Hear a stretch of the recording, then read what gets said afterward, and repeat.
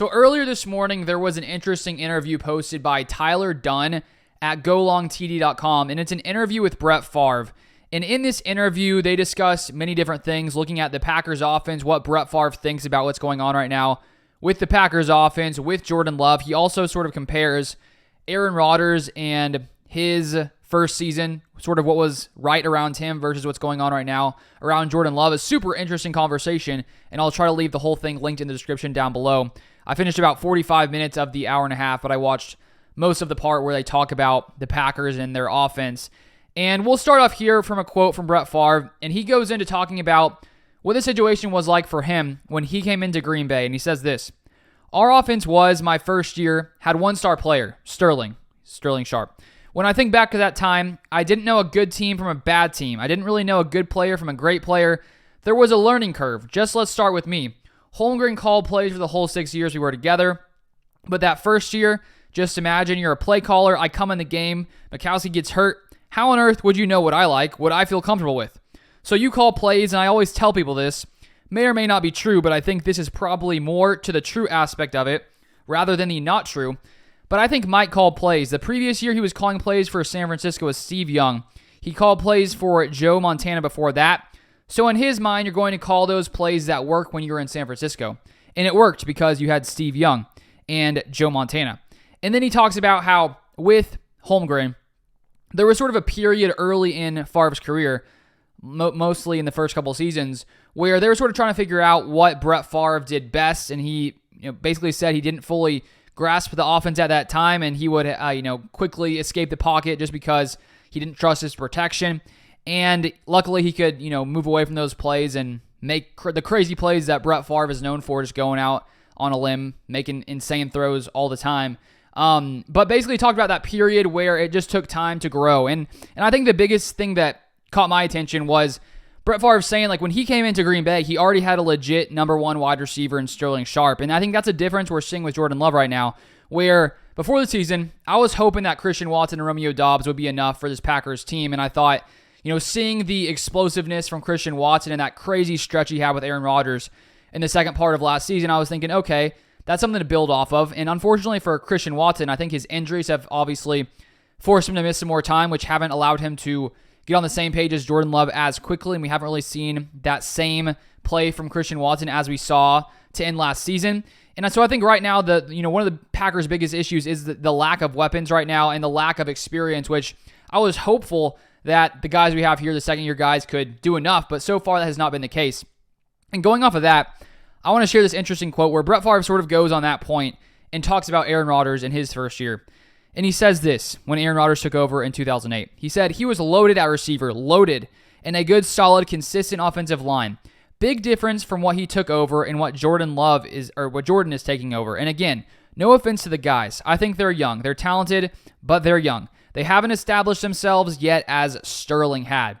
And so I went to check and just sort of go back and see the production and the stats in Rodgers' first season with the Packers in 2008. First off, Greg Jennings was a leading receiver. He had about 80.8 yards per game, and that was Greg Jennings' third season in the NFL. So he already had 2 seasons under his belt. He was just coming off a 920-yard season, and so that was the number one threat Aaron Rodgers had, clearly a very good one in that. But that was not the Packers' only experienced weapon. The Packers also had Donald Driver at that time, who was entering his 10th season, and coming into 2008 in Rodgers' first season, Donald Driver was coming off 4 straight 1,000-yard seasons. And then the Packers' next receiver was Jordy Nelson, who was in his rookie year. So there was a little bit of youth there, but mainly experience with 2 guys who had, already produced at a high level in the NFL and really had that experience under their belt.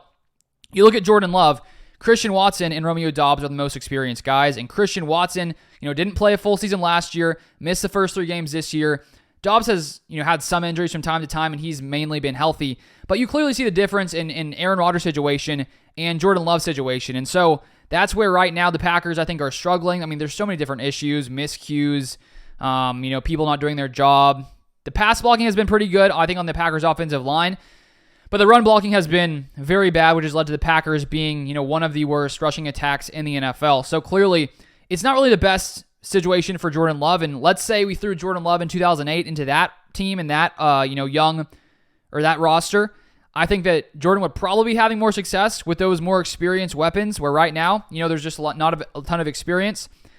And now I want to go into what he had to say on his thoughts on Jordan Love and basically, what we're seeing here. And so he starts off here and he talks about, he compares, his time early in his career with Holmgren, trying to, get on the same page, figure out, what he does well, what he doesn't do well, learning to recognize coverages.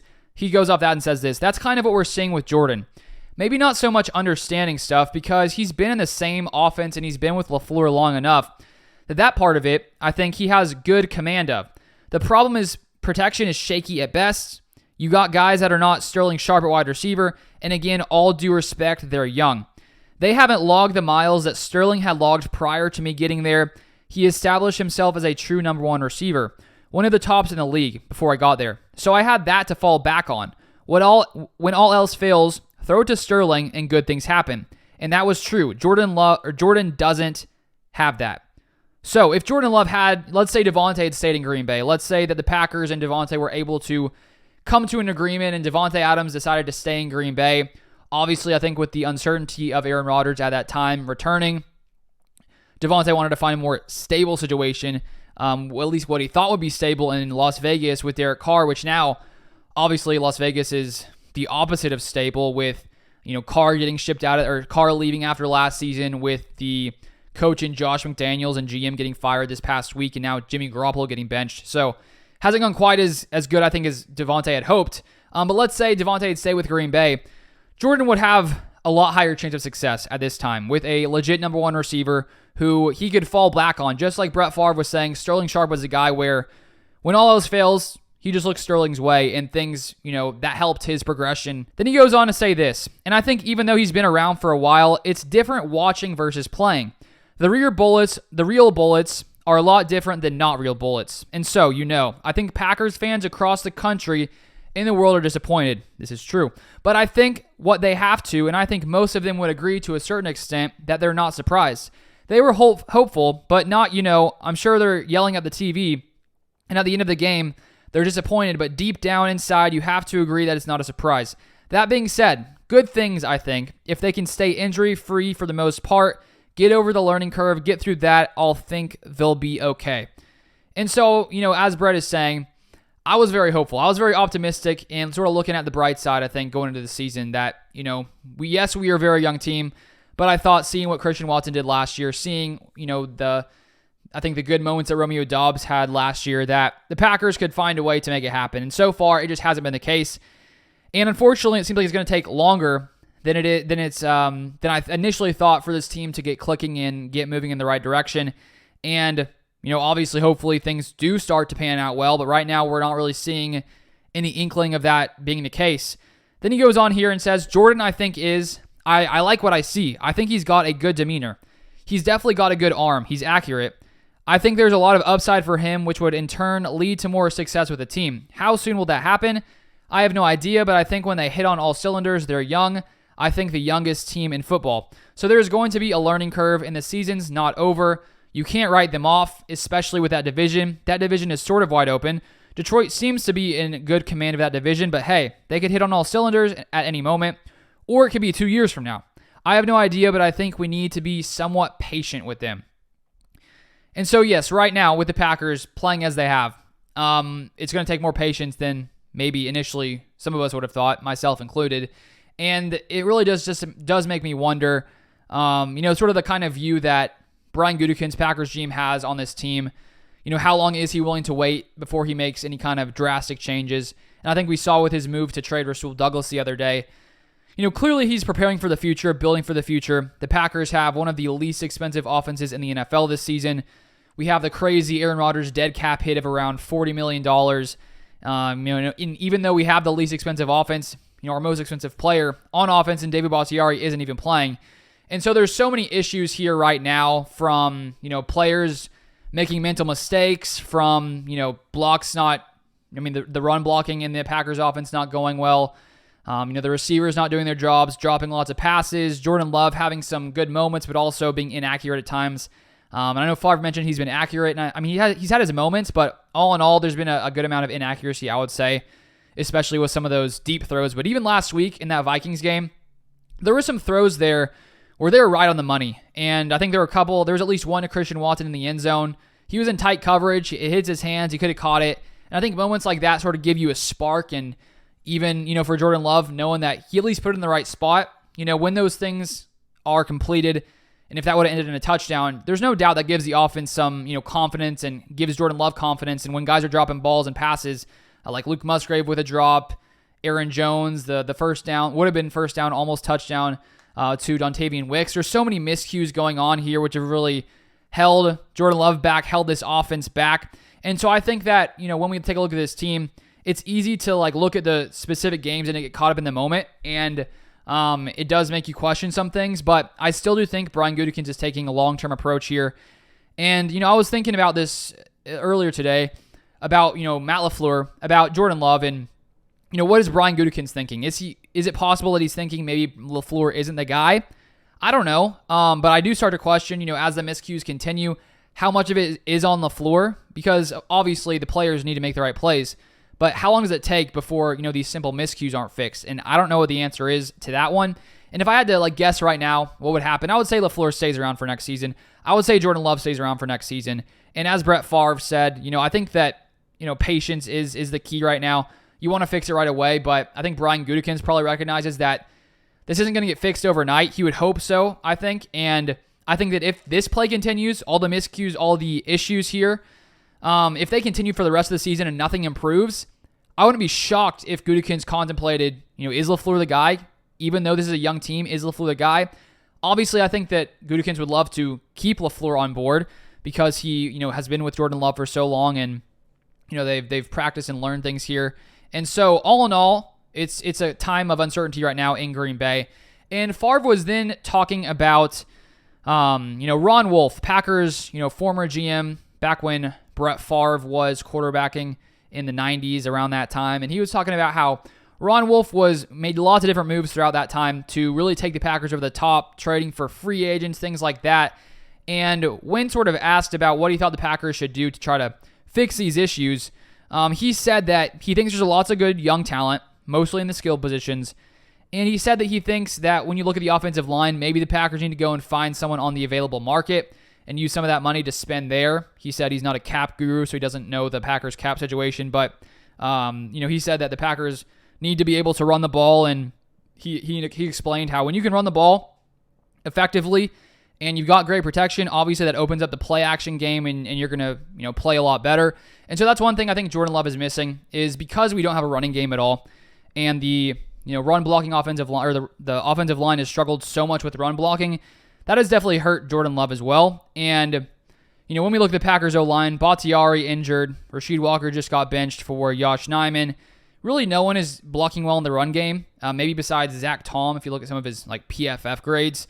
But I think when you go to this next offseason, you have to try to make some kind of move there. And as we talk about Packers salary cap as we move through the season and next offseason, I'll need to take a deeper dive because I haven't really looked at it too much recently. But you would hope the Packers could find some stable offensive linemen who can run block, because if we could do that, then our issues would be, we'd have less issues, no doubt. And entering the year, I thought that would be a fine area of the Packers offense, and just hasn't been. And so it's definitely held the Packers back in a big way. And to a few final things from Favre on Jordan Love. He said he thinks he's more than good enough when it comes to his arm strength. And I think we've seen that multiple times. There are some crazy plays where Love can, he can push the ball down the field, crazy arm angles. He can fit it in tight windows at times, but there is just that inconsistency. And my question is, how much is that solely Jordan Love? How much is it him wondering if his guys are going to be in the right spots? Because it seems like there's lots of moments when that isn't the case. And I still think it's too soon to really have a full idea of Jordan Love. And honestly, my take after the first 2 or 3 games was that, no doubt Jordan Love is the guy. I think he's going to be the guy. That's at least what I saw. And now I am more uncertain, to be completely honest. I'm more uncertain because we haven't seen any of really what we saw in the first couple weeks where Jordan Love was showing lots of good things. The offense was looking really good. I am more uncertain now. So maybe I was wrong to judge it after our first few games, but it looked great to me. And now it's gone the opposite way. And let's just hope the Packers can get back to where they are. But Brett Favre finished. One of the final things I have here in my notes is he should never be more ready than he is now. So unlike Favre, who was sort of just flung in there pretty quickly. Jordan Love did have 3 years behind Aaron Rodgers, just as Aaron Rodgers had 3 years behind Brett Favre. But I think it is important to, keep in mind, as Brett Favre sort of honed in on, that Aaron had a much better situation to go into when it comes to receivers. And I think that's one other area where the Packers this offseason, if things don't improve at all, and even Christian Watson and Dobbs don't take some more steps forward, the Packers, I think, should maybe think about either using some of the draft capital to trade for a more veteran receiver to at least bring some kind of stability to the offense, a guy who knows what he's doing, or maybe sign a free agent, depending on who's available this next offseason.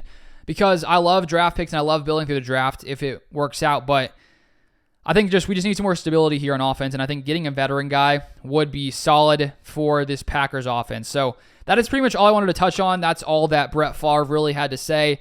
It's a really interesting interview. I will leave a link down below, and it seemed to me that Brett Favre may do this show like weekly with Tyler Dunn, who, as I said, is at golongtd.com. So I think there's 2 other interviews before that one I want to check out, because it's interesting hearing Favre's perspective, because he talked about a lot of his time early in Green Bay. Tons of interesting information. And if you guys are new here, you want more Packers content like this, I try to stay up to date with all things Packers and post it on this channel. But that is it for today. Thank you for watching, and I'll see you guys next time.